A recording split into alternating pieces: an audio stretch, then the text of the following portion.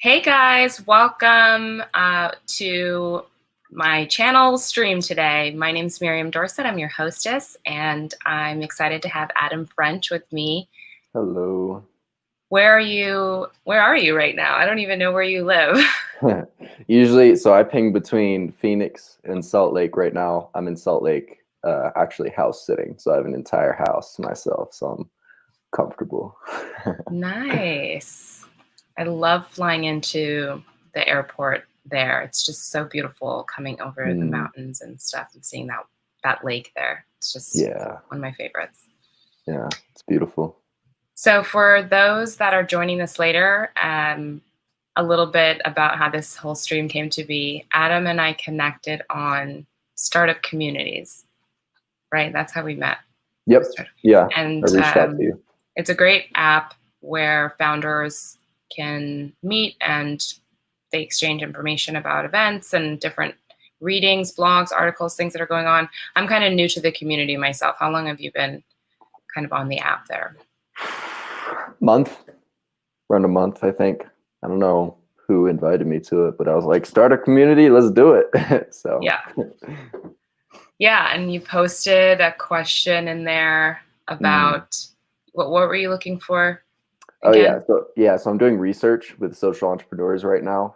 Um, So I just was like, hey, are there any social entrepreneurs here who want to talk to me? And you were the only one that answered that question. So thank you. Yeah, well, I like to support, and it was really great conversation that we had. And I said, Mm, would you come on a broadcast with me, a live internet stream? And Adam was like, yes, I'm down. absolutely. So why don't we just start off with telling people a little bit about kind of who you are, if you want to take us through your journey, what brought you to this point today? Yeah, so lots of stuff, lots of stuff, obviously. Um, it actually, I'll go a little bit, I'll go a little bit further than I do usually. So it actually started when I was pulled over one night. It was the summer going into college, and I was pulled over, and I was selling weed at the time, which I honestly don't regret. It's weed. We're legalizing it now, anyways. Um, but I was let off the hook. So I assume it was because I'm a white dude. I don't know. But either way, I'm grateful. So that kind of pointed my attention into the direction of gratitude, which service naturally follows that line of attention. First, you become grateful, then you want to serve. So that kind of set the stage. When I got to college, there was kind of a moment where I was like in my bed, just like eating Pop Tarts and listening to a TED Talk. And the TED Talk was talking about a husband and wife, and they felt like they couldn't share their mental illness issues with each other. So I was like, well, I should make an app that allows people to connect and share their experiences with each other and help each other heal. And that app never got built because I was 18. And, your first year of college, it's like the party year when you get all the shit out your system. I mean, some people do it all 4 years. For me, it was like my first 2 years. So, and also I didn't know how to build a business. I didn't know how to build an app. so, so I just dove in from there, digital design, UX design, startup stuff in general. I pinged around to a lot of different companies. Went from startup digital agency where they put me in charge of client projects, which was kind of surprising given my experience, which was zero, but I didn't do terrible. So I did actually decently. So from there, I was like, okay, I like this UX stuff. I like this design stuff. I like startups in general.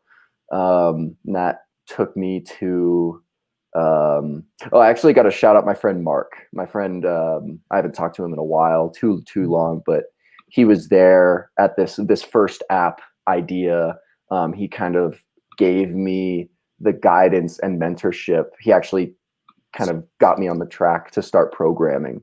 Sorry, I'm kind of going like all over the place, but context is good. Um, Mark with and a K or with a C?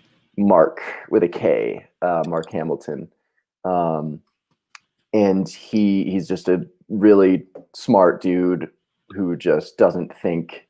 Yeah, shout out Mark. He's a super smart dude who he doesn't think inside the box. He thinks outside the box to the point of being crazy.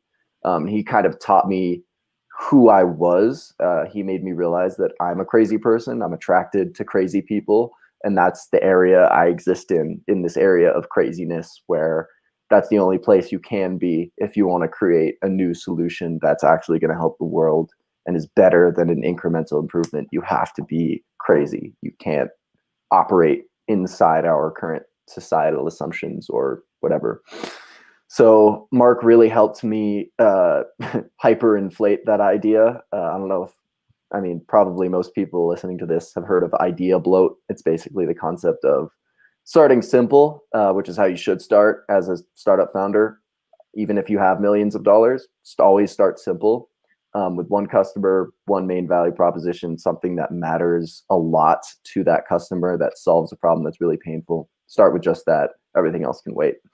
So I didn't do that. I instead I switched from a forum for people with mental health illnesses to help each other and support each other, which is where I should have started. And I expanded it all the way to an app that's going to heal the healthcare system in the United States. So that's why I didn't get launched. So I guess, but that made me realize, like, I want to be a social entrepreneur. I want to create cool, creative ideas that help people. And so bounced around to a lot of different startups. I co-founded a software project management software for construction companies, which was super random. But my friend was the founder, and he was like, "Hey, I need help with this." I was like, "I'm not doing anything," or I was, but I guess I wasn't doing enough being in school and having a job. Guess that wasn't enough for me. Um, for some reason. And so I was like, fuck it, let's do it. So there, we were really inexperienced attacking a really complex problem, but we gave it a better shot than my health app. We actually got some mock-ups. We actually got a prototype, but we never really got past the prototype stage, because we were kind of scared and we didn't really know the space. And it was, again, I don't think we had the funds to attack construction project management, because it's really, really complex, and with payments. And I think the MVP would have been something that probably cost $50,000 to develop at least. So, sometimes you can't start at the very small. You can always start smaller than paying $50,000. You can verify the need, right? And we verified the need, but we didn't get to the point where we built something that addressed that need. And then from there, I went, so after that, it was kind of interesting how my next project came to me. After that, I was talking to my friend Anastasios, another crazy person, crazy Greek dude. He started like 7 restaurants. He's just one of my best friends. I love Tazo. And we were talking over multiple glasses of cold brew coffee about like manifestation and visualization, and kind of reaching into the future and seeing what happens in your imagination. So I was like super hyped up on coffee, and I was biking home from that conversation, and I was like, what does like a year from now look like? Kind of just asking, opening the portal to the visualization door. And this like idea of a podcast just like came hurtling through the ether, and like I felt like it smacked me in the face. Like I was like I was like, whoa, like I almost fell off my bike. So then I like got home and drew out this whole podcast and what it was going to be. And it was called Applying Awareness. It was about becoming aware of how you operate psychologically, spiritually, how the world and society operates, kind of the causes and effects, becoming aware of that, and then figuring out how to finding tactics to apply that awareness into your everyday life to make yourself and the world a better place. So that was super fun. Kind of taught me how to use social media and use social media as a distribution channel. I went crazy on that for like 8 months. Then I went to Amsterdam, and I couldn't do it while in Amsterdam because I was doing school and I was in Amsterdam. So I'm not going to spend all the time holed up in my dorm room doing podcasts. And after I came back from Amsterdam, I read The 4 Hour Work Week, or I reread The 4 Hour Work Week. And I was like, I want to do my own thing. And so I was like, okay, well, I like branding, I like marketing, and I like design, and I like social entrepreneurs. So I'm going to do branding, marketing, and design for social entrepreneurs. So that's kind of that was the longest background I think I've ever done, but you're kind of giving me like, hey, Adam, talk about yourself. So I guess I'm going to From take birth that to chance and run now. with That's what I like to it. tell people. Like, so give me all the details. Okay, I have a question follow-up about, you said first you find gratitude and then you can serve. Like, what exactly do you mean by that? Yeah, so in my life, it manifested in being not taken to jail with like 22 G. I had like 22 G's on me, and it wasn't low quality stuff, So I was like, probably should have taken me to jail 4 days before my 18th birthday. And the fact that they didn't, and like my case got lost in the system or something, I don't know. I never had to go to court, which was crazy. That just kind of triggered this gratitude, and it made me reflect on, wow, I grew up with two parents that cared about me, and I grew up with with comfort. I wasn't. I don't. I guess I'm rich. I guess my family is pretty rich, but they're not like fancy house rich. They're like pay for college and take you on good vacations rich. So that was another point of like big gratitude, where it's like, oh, that's the stuff that matters. Is the fancy house doesn't fucking matter. Things don't matter. Going to college and going on vacations and expanding your perspective is really what matters. So just being able to reflect, like giving me a chance, a trigger to reflect on that, was like, wow, I grew up with so much. Um, and then when you kind of look back and see what you had growing up, you kind of see what other people don't have. And you're like, wow, like life now, I feel like I have an obligation to serve people in some way. And it's not like me coming from, I try not to make it be like I'm your savior or whatever, but it's like, wow, like this emotional stability and ability to express creatively. Like I want to exercise those to give to people. I want people to have emotional stability. Everyone deserves emotional stability, and an opportunity to create. So I was like, well, I want to give that to people. And a lot of people are, it's like this world is, I mean, like putting in perspective, uh, humans have it the best that we've ever had it,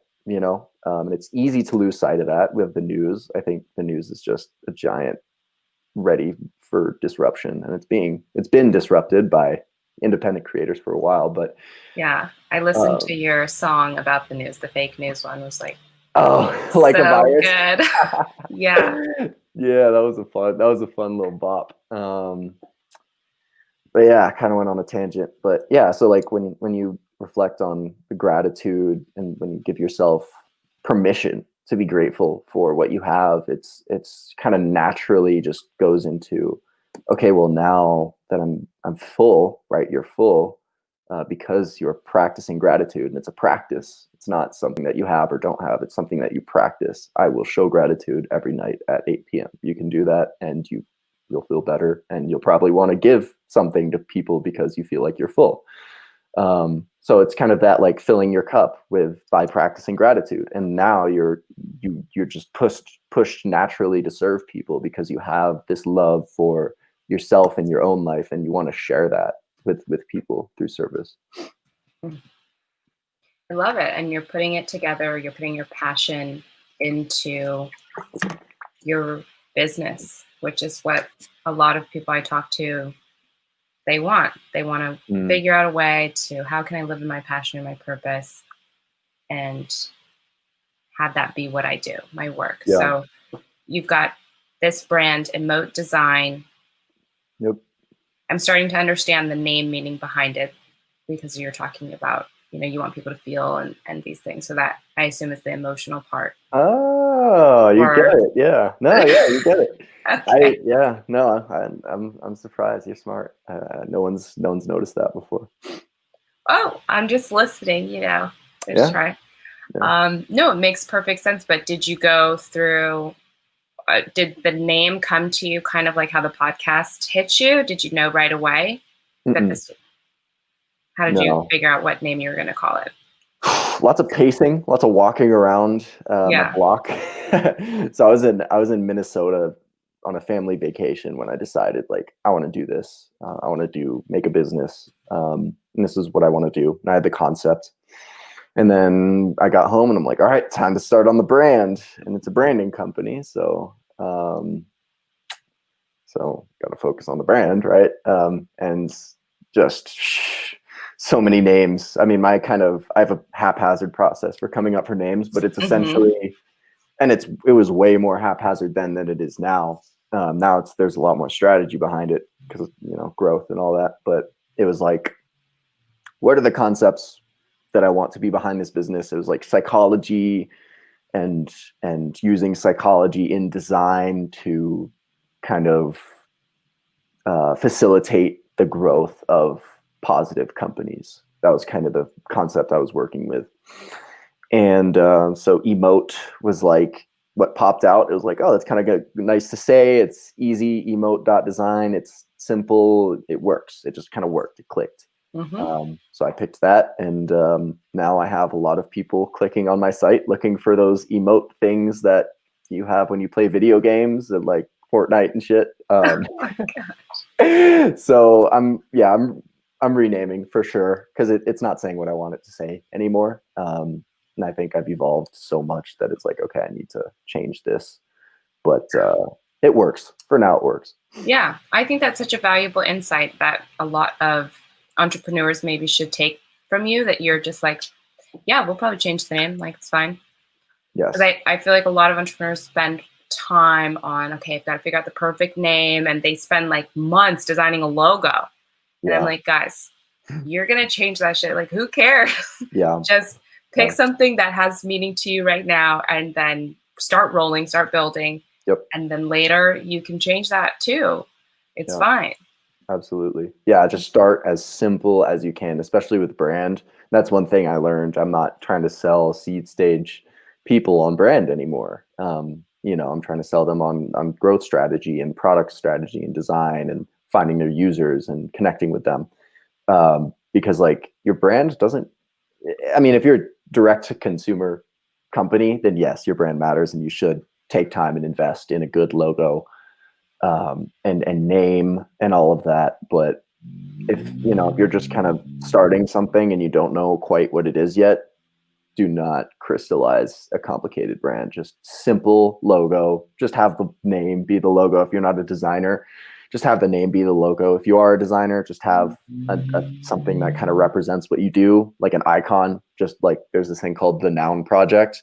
There's like 20 million icons on the Noun Project for $20 a month. Grab one of those, combine them. That's literally what I did to create my logo. I just combined them. Like I put the splash in the circle. The splash is like impact. Put it in a circle. I didn't have it in a circle before, and I was like, it'll look better in a circle. I put it in a circle like 3 months ago, and I just did it on the fly. Just do shit on the fly. Yeah.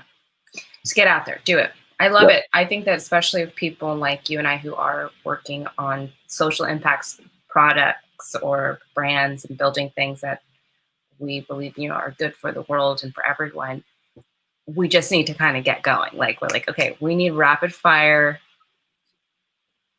efforts Mm-hmm. concentrated at all Mm-hmm. times on this. Like, Yeah. something is better than nothing. Yep. Doing and making in the early stages when you don't know, especially when you don't quite know what your idea is, doing and making and showing is way more important than planning. Once you have something and you're like, and people are like, I want this, how can I buy it? And you see people telling their friends and it really solves their problem. Then you go back strategy. Okay, let's make sure we have everything right. So maximum momentum when we go this hard launch. But the beginning, just yeah, huck it. Nice, nice. So let's talk a little bit about the type of entrepreneurs that you work with specifically. Sure. You define that you work with social entrepreneurs or brands that are doing social impact. Is that correct? Or Yeah. maybe someone who wants to do that in some way. Yes. They may already have something that they want to make sure that they're being. How would you define a social entrepreneur? What does that mean? Yeah. So I think a really good way that I've heard it said is like a purpose-driven entrepreneur or a purpose-driven business. And that's just good strategy. Like every business should be purpose-driven, but it's really just like thinking about when you're creating the business, what societal problems do I want to fix with this business or contribute to fixing? Like another thing that has been popular is saying our startup is addressing these sustainable development goals from the UN. So I guess I don't have a specific definition of a social entrepreneur. I guess it would be like thinking about social impact as an outcome of your business, fixing a societal problem as an outcome of your business, just like revenue is an outcome of your business. Okay, that makes sense. And what is it about? I mean, I love that you put it in the SDGs because I think that is really helpful, and I want to spread that message to everyone if they're not aware of the sustainable development goals that we have in the United Nations. I like that there's numbers that people are striving for and goals and benchmarks and things. It makes it really clear. How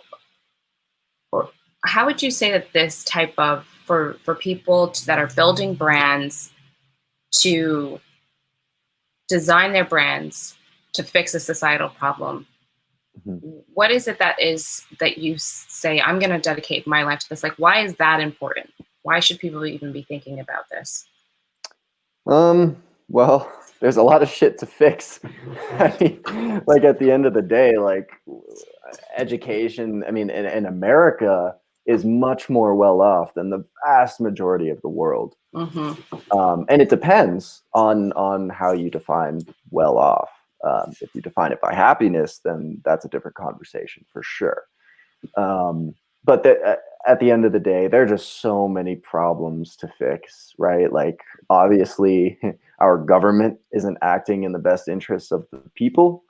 That's kind of a structural issue. I don't know if a startup can fix that, but fucking try. Why not, right?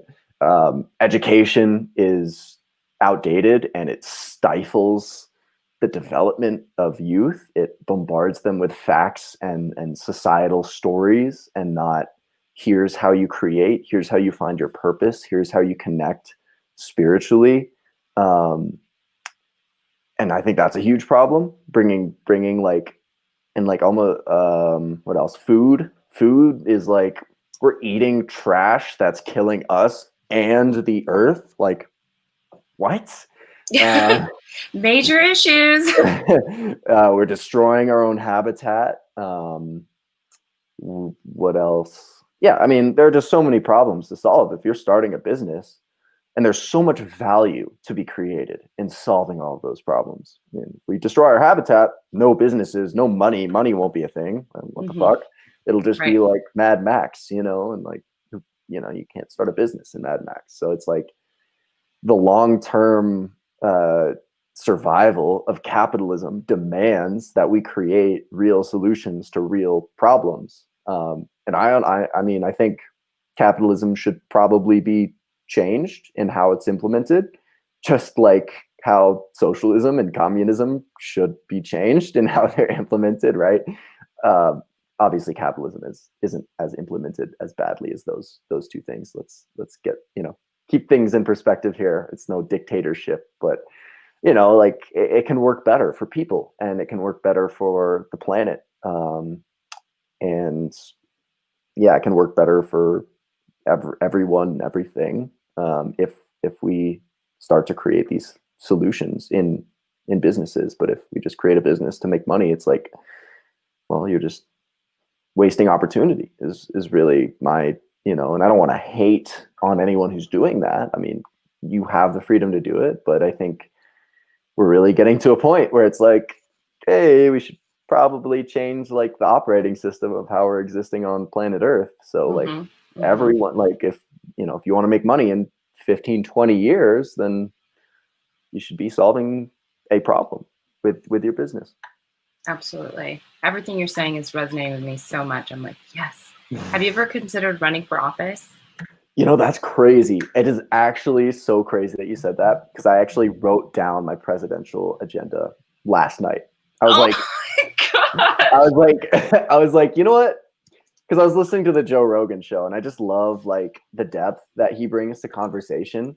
And I was like, you know what? I feel like I would be able to sell him on me being president. So I wrote down, my agenda. It's, I mean, I'm 22, so So you've got plenty of time to plan your campaign. Yeah, plenty of time. Yeah, and it's starting to come together. Like I'll do a podcast where I interview all of the legislators while I'm president, because I think transparency in government is just such a huge gap that doesn't exist, and people need it. People want it. So yeah, to answer your question, yes. Fantastic. I love it. We're going to have to talk a lot more about that. That's not the subject topic of today's show, but sure. Or I don't even know that this is a show or whatever, but we're going to have to talk about that again. Sure. That's very exciting. I'm happy to hear that. And so let's talk about your services at Emote.design. You offer business model mapping. What exactly is business model mapping, and what makes it different from other business models that an entrepreneur would be using to kind of plan out their business? Yeah, so business model mapping is my current attempt at creating a product instead of just doing custom services. So normally I do like design, strategy, brand building, business model building, which is why I made business model mapping, kind of as like a consultant with custom packages. Then I was like, I need something clear, just one thing. So the business model mapping is essentially, you have the impact business model canvas, which is similar to a business model canvas that you've used, except it just has a place for beneficiary segments as opposed to just customer segments. It has customers and beneficiaries, because it's really important to think about who you're benefiting and who your impact is benefiting, and particular groups of people, so you can tell your story and so you can sell that impact to the right people. And then it has eco-social benefits, kind of as a parallel element to revenue streams. And then it also has eco-social costs. So I was talking to someone who had a business model around uplifting immigrant artists and helping them sell their works for commission. And I was like, okay, a potential eco-social cost would be you take advantage of these artists to generate revenue for what you're doing, right? Obviously, that's not a cost that's happening right now, but it's, you have to look at, okay, what is the worst case scenario, right? Right. So it's building your business, this particular canvas, the impact business model canvas. It's building your business. It helps you build your business around social impact and embed it within your business model. So it's not something you bring in afterwards and you're like, oh wait, it's like it's right there. And you set goals towards it, right? So basically that workshop, you map out your business model, think about all the different aspects of it, your value proposition, customers, impacts, partners, activities, resources, etc. And then you pull out the assumptions that need to be true for that business model to succeed. And then you look and rank those assumptions. Okay, what's the number one assumption that needs to be true? 2 and 3. And then for each assumption, you create an experiment to test and validate or invalidate that assumption. So it helps you understand your current business model, but it also helps you understand the assumptions behind it, and it gives you a step, an actionable step to actually test that assumption, to make something to test that assumption. And and you can kind of understand, okay, here's the criteria for a validated or invalidated assumption. Now, if you validate your assumption, that means you double down, keep going in that direction. If your assumption isn't validated, you got to pivot and okay, what's next, right? What did we learn from that experiment? How can we use it to guide our future development? So that's kind of what the workshop does. It gets you like, it's just I think of it as like an accelerator to just testing and validating your idea. And then my other stuff is like essentially whatever you need from a design, marketing, and branding perspective, I'll figure out how to make it happen. And yeah, so that's pretty much what I do. It sounds very intentional and conscious, which I love those things, because there was a point where I was creating and then I was like, oh, I'm going to solve this problem. Let me go ahead and create this solution. And then like a year or so later into it, I was like, oh my gosh, I actually have created more problems from this solution that I created. So, and that was an opening of my eyes. And then I've heard that this is actually a very common thing that happens with artists and creatives when we are doing things. Sometimes we're not thinking about what we will end up inspiring or what, effects will come from whatever it is we create. So it sounds very interesting. How long does it take someone to go through the mapping and doing the experiments and such? So just the mapping and the planning process for the experiments, it's like 2 hours. I was actually the person I did it with. We kind of started and then we finished that, did the experiments, and then actually did a whole other business model and the experiments for it in like an hour and a half. So it's like two hours, and then the experiment that takes it. It depends on the experiment. If your experiment is trying to get 50 people to sign up, it's going to take a little longer. But if your experiment is show it to 5 people, or show it to one person and see if it solves their problem, then that'll be quicker. So the planning process, 2 hours, then implementation depends on you and what it is. Very cool. That doesn't seem like too much of a lift. Sounds fantastic. Thank you for putting it together. I think it's going to be helpful to a lot of people. Awesome. I hope so. Yeah. Tell me about some of your predictions about the future. I just want to switch gears a little bit. Okay. But like, because you seem visionary. Thank you. And like, I see, it feels like you can put a lot of things together. Your mind kind of works in that way, like mine does, where you're assessing movements of different industries and trying to plan ahead and strategize and obviously coming up with a business model mapping. That is kind of doing that. You're putting together all the different pieces and making sure that these assumptions, you're putting them in there and so that you're prepared.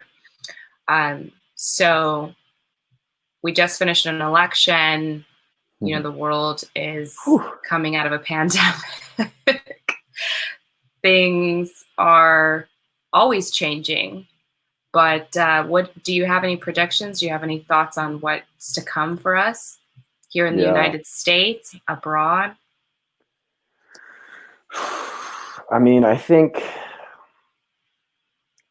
people will underestimate. I think the people who are happy about how the election turned out are going to be more pissed off after a year than they realize. They say that just because there's a lot of things that are going on that aren't necessarily like in the media, like the war in Yemen. Like, people don't understand about that, but the people who do, they're angry about it because, like, I think this was something that Obama, I don't want to get super political here, but like there's a war going on in Yemen, and it created a huge famine and like spread of disease, and like our presence has basically wrecked that country, and it's already in dire straits. So I think that stuff is going to start to come up because as we have less of Trump saying stupid shit in the headlines, some of the other stuff is going to kind of rise to the surface. And interestingly enough, like Trump was actually for getting out all of the wars, and the system was actively fighting him on that. And I think that's something that people are starting to realize more and more. It's like he was fighting the system, and that's why he got elected, because a lot of people don't like the system. The way he was doing that was really reprehensible in a lot of ways. But I mean, it's like I think government, the way, so this all boils into this. I think government, the way we do government, is going to change drastically in the next 10 years. I think it's going to change really quickly. People aren't going to be prepared for it, and Trump is creating that change right now by testing the foundations of it. And he's illustrating the fact that half of the country is always fucking angry at the result of an election. That's stupid. That doesn't work. You know what I'm saying? Like, and Biden has an agenda that I largely agree with, but it doesn't work for all Americans. And I think that's a huge problem. I think rural America has been way overlooked. And they have real grievances, that need to be dealt with. So I think all of that will manifest. And I think my generation, we don't fit into boxes. We don't fit into Democrat or Republican. We don't play that shit. We don't do it because it doesn't work. It's just bullshit. It's tribalism. We want to solve problems because we have to, or our kids might not be able to live past 40 years old. So yeah, politics is going to change drastically in the next 10 years, and the way our government works, I think. That's number one. Number two, I think social media, the more I think and read about what social media is doing to our populace, there's got to be some sort of breakup or just severe reining in of that. Because do you mean like mass exodus, or people just maybe some laws being passed and stuff? Some laws, maybe. I don't know exactly what it looks like, but I do know that mental health rates are decreasing while social media usage rates increase. It's pretty close correlation. And social media has resulted in these news outlets becoming more clickbaity. Now it's like there's literally, unless you like follow the right people in niche places on the internet, it's really hard to find unbiased news, and that's fucked up. Sure. That is fucked up. Whether it's biased towards either side, it shouldn't be biased. It's supposed to be news. It's supposed to be reporting. So something that brings us back, hopefully, to and the cat's kind of out of the bag. So I don't know about that, but I think we're going to have a reckoning of some sort. Yeah, I'm starting to see that as well with these newer niche social media communities, trying to develop, and because it's almost like at this point, the majority of us are addicted to it. Yeah. It's like we can't get off. We're just like on, and you find yourself just picking up your phone and you're like, why am I here? Why am I doing this? So I guess people are trying to create these like segues to it. But at the end of the day, unless that, I worked with a group of students, they were doing a app design for families to find activities to do together. And they kept building things into it where it was like, oh, and then they can come into the app and do this, and they can come into the app and do this. And I was like, hey guys, look, if you're truly trying to design an app for families to be able to find things to get out and do things together, you want to push them off your app as soon as possible. Stop designing things to keep them in the app longer. Get them out off the app. So if the brands that are coming and being built, if they don't, think about that and build that right into the model, then it's kind of like maybe one of those costs that you're talking about. Exactly. And yeah, I think Tristan Harris, who was a big creator of The Social Dilemma, who's a big person behind that, he was like, we're selling our mental health, we're sacrificing our mental health in order to use these services. Like in exchange, we're sacrificing our mental health and our personal data in exchange for these services. And when he put it like that, I was like, oh, like a lot of people don't realize that. And then there are also a lot of people who are like, just use your willpower. And it's like, dude, these fucking algorithms are built to hack our brains. Yeah. Like, what the, like, yes, we can develop systems around usage of these platforms. And Apple's, with its screen time limit, is doing a good job. But at the end of the day, these apps are incentivized to steal more of your attention. That's when their business models succeed, is when more of your attention goes to the app. And that's a fundamental, and given the stuff that's on there, the clickbaitiness of it, and there are even ripple effects in developing countries that Facebook has no clue about. So, for example, the Rohingya Muslims, they are a persecuted group. I forgot exactly where. Myanmar or something. Myanmar, yes. Yeah, Myanmar. So in those places, Facebook comes as the portal to the internet. It's the default portal to the internet for a lot of these developing countries. Yeah. And it's not in the language of the minority communities there. So what happens a lot of times is the majority population get these apps, and there's no moderation because Facebook people don't speak the language. And so all of the majority people are talking shit and spreading crazy stories about the minority, and it amplifies and results in offline killings and genocides. And it's amplified by Facebook because it spreads the stuff that is the most engaging, which is the most outlandish shit. Oof, yikes. Yeah, so it's not to mention their search is just garbage. Yeah, well. So you really can't get anything of value from there if you're using that as your internet portal.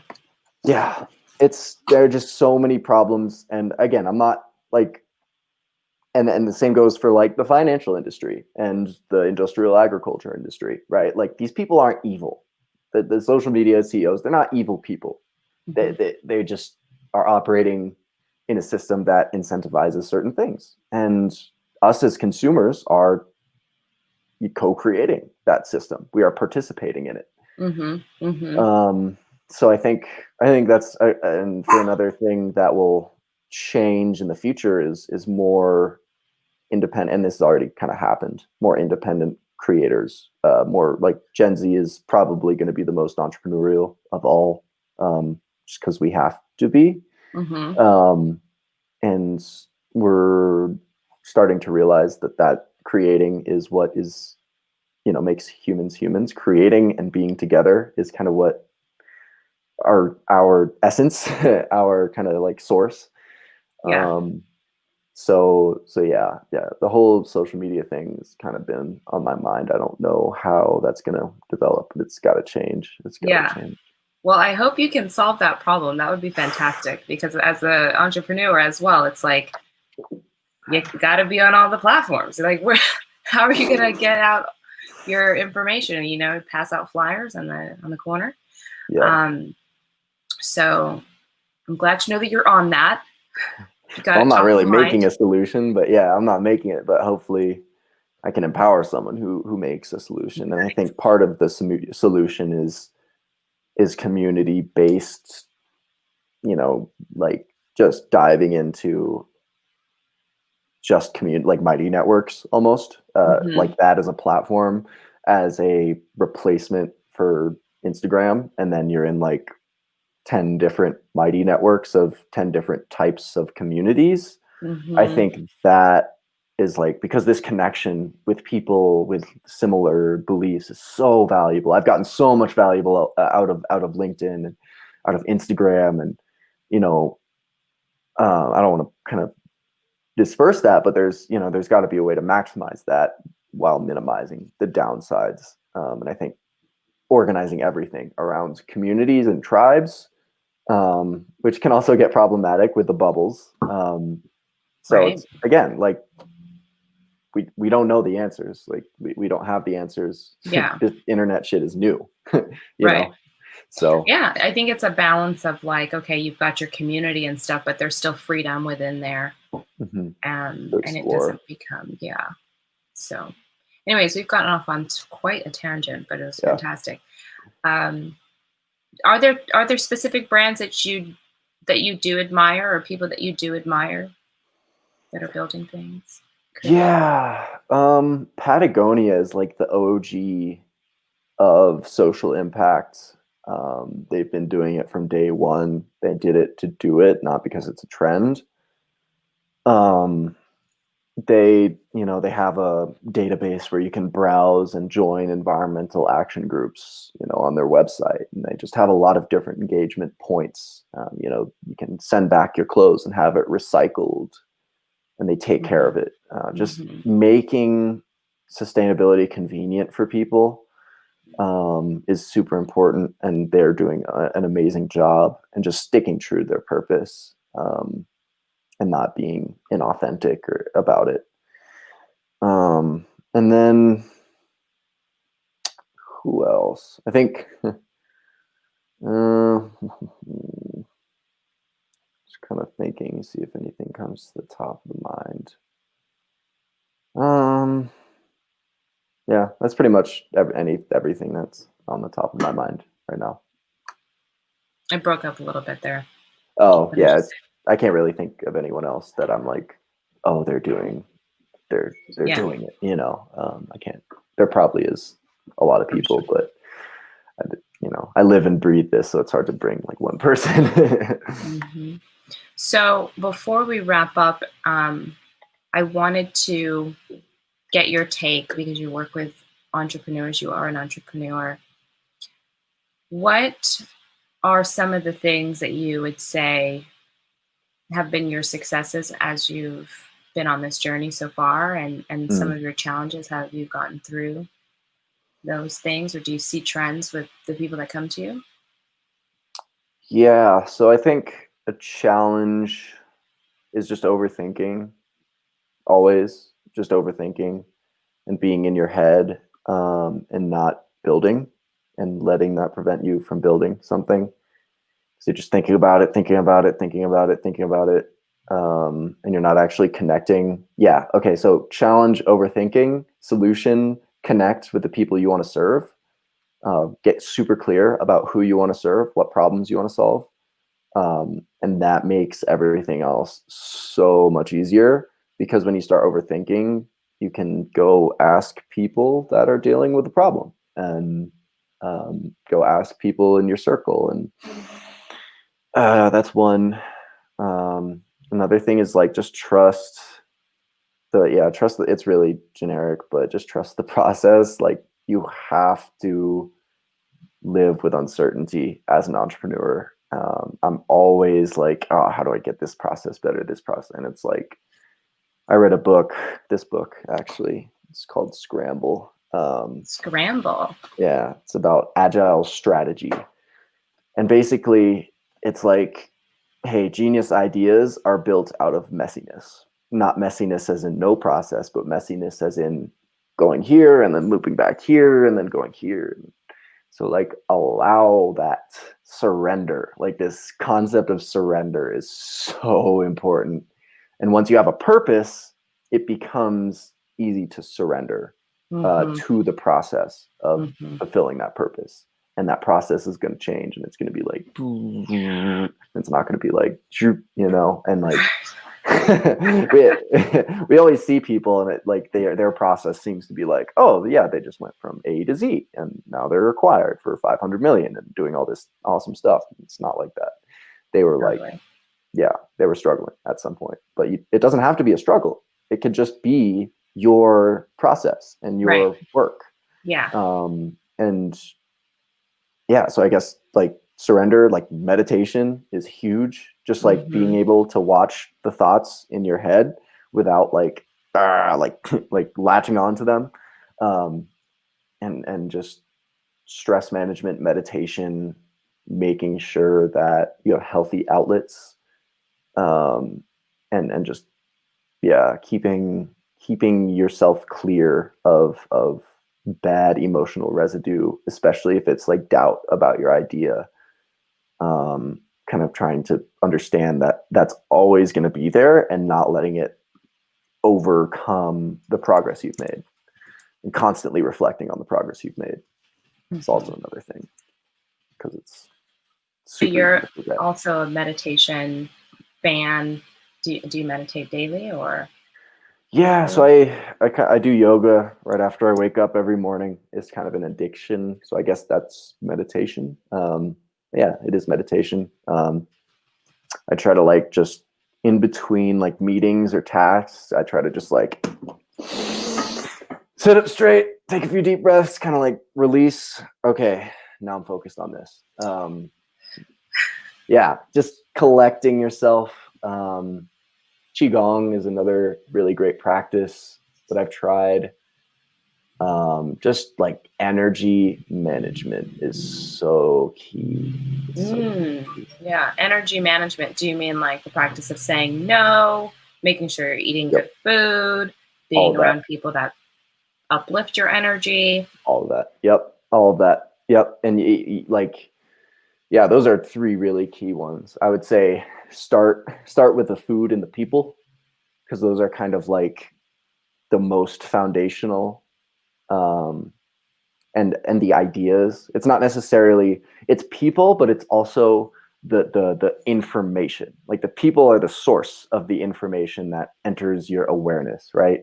So it's like the people, but like your social media feed. If you're spending 45 minutes on Instagram and 20 on Twitter, you better take the time to make sure it's bringing you, at least not bringing you down. I mean, it's probably not going to bring you up. It might, but you just got to make sure it's not bringing you down. And just making sure, kind of looking at all the different touch points in your life, and just saying, okay, how does this affect me energetically? Where does it put my awareness? Does it put my awareness towards, like when I eat sugar, I get really anxious. I get really doubtful of myself. I lose confidence. It's really weird. It's like it activates this. Well, I was pre-diabetic when I was a little kid because I love my sweets. So that might just be it, but I don't know. That's like kind of a trigger for me. So find your Interesting. triggers, dig into the things that take your confidence and give you confidence, and just make it a habit. Make the stuff that gives you more confidence a habit. Great tips. And I'm really happy to hear that you're taking care of your mental health and you have practices for that. And thanks for the book recommendation as well.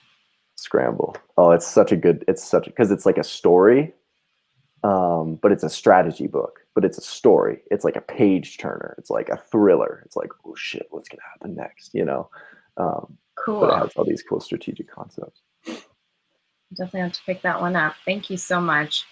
And thank you for coming on Yeah. today, for spending your time. We haven't gotten any live questions in yet, but sometimes people will post them on the videos after Hmm. they go up into the internet world. Nice. So, yeah, I guess unless there's any last things you want to say or information you want people to have. Yeah. So I guess just check out project at Emote.design. Um, take care of yourself. Manage your energy. Don't stress about things that you can't control. That's probably like, if you take anything away from this conversation, don't stress about things you can't control, because I just keep coming back to that, and it always brings me peace whenever I think that. So that's what I'll leave everyone with. Thanks so much for having me on. This was a blast. I had a lot of fun. Thank you. And we'll talk soon for sure again. And thank you everyone for tuning in. Comment, like, and share, and then get off of social media. Yep.